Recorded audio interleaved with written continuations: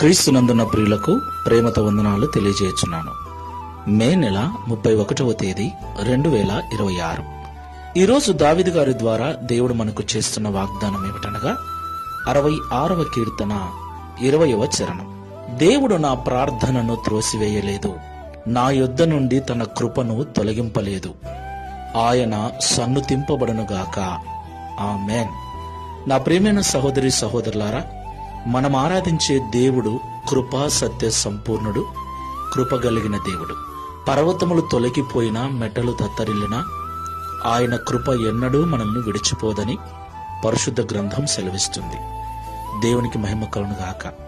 నా ప్రియులారా, మన దేవుడు ప్రార్థనలో ఆలకించువాడై ఉన్నాడు. మనము చేసే విజ్ఞాపనలకు మనం పెట్టే మరొక ఆయన చెవియొగ్గి మనకు సహాయము చేయు దేవుడై ఉన్నాడు.